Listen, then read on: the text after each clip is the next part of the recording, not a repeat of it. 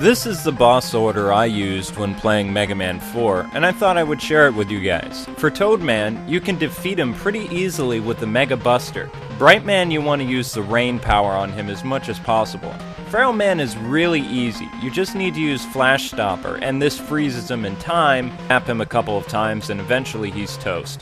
Ringman is a bit trickier. You have to use Pharaoh Man's weapon and dodge as best you can because his rings are very hard to dodge. Dustman can be defeated with either the Buster Cannon or the Ring Boomerang. Skullman is more complex. You must alternate between the Ring Boomerangs and the Dust Crusher.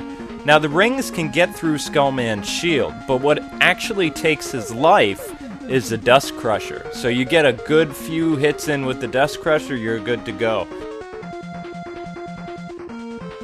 One of the hardest robot masters is Dive Man. I would suggest using a combination of both the Skull Shield in order to soak up his missiles, and then hitting him with the Dust Crusher. Just keep alternating back and forth, and you'll eventually get him.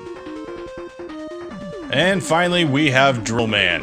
When he goes under the ground, make sure that you slide back and forth across the screen to make sure he doesn't pop up underneath you. Use the dive bomber that will home in on him, and you should make short work of old Drilly Man.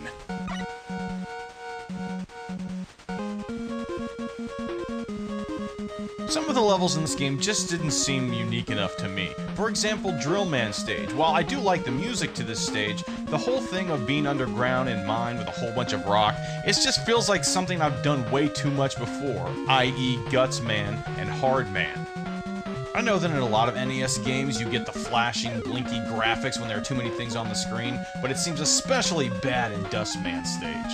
Add to that the fact that Dustman's theme music just bugs the crap out of me. Just don't like this level at all. And finally, here's a slight spoiler alert, so cover your ears if you don't want to hear it.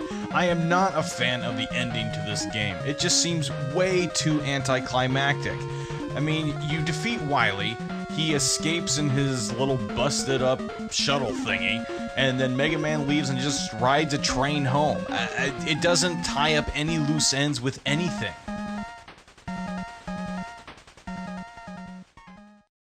Personally, I really liked Rush's upgrades in the fourth installment better than the last ones, although you really didn't need Rock's Faithful Pooch as much as the third game. Now, another upgrade that I liked is actually the wire.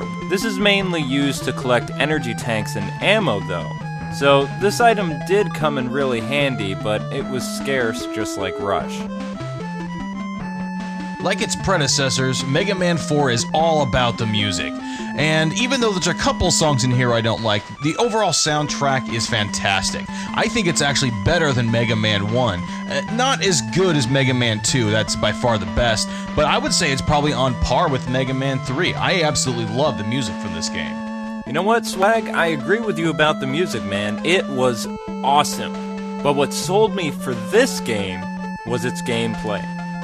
This was a really fun game to play, and I loved the fact that it kept to the mold of the last three Mega Man games very nicely, but at the same time it added new elements like Mega Man's Charge Shot, which was a welcomed addition and is a staple in the series today. This Mega Man game was not only challenging, but it was also fun to play, it had great level design, it was just a really good Mega Man game, and I'm really surprised how this game is kind of in obscurity in the Mega Man community. Oh, you will get no arguments from me on that one, K-Wing. While Mega Man 1, 5, and 6 are games that I've played through once or possibly twice, Mega Man 2, 3, and 4 are definitely games that I go back to and play over and over again. Why this game gets left out of the bunch of the great games that are Mega Man 2 and 3 is beyond me. I think that 2, 3, and 4 are really what I consider to be the great Mega Man trilogy.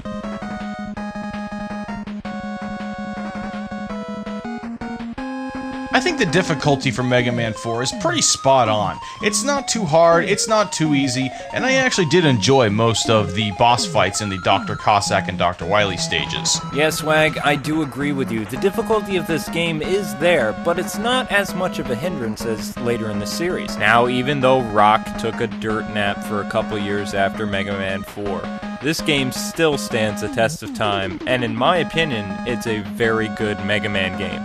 The fourth game in the series was not only addicting, but it was pretty challenging, it had high replay value, and the game was just all around fun. So, that being said, Game Night's Video Reviews gives Mega Man 4 an 8.4 out of 10. Well, this is K-Wing saying God bless and happy gaming, folks. Thanks so much for watching another Game Nights co-op review. Until we meet again. I completely agree. It's a must-add to your collection, and an 8.4 is exactly the number that I would give this game. Good job.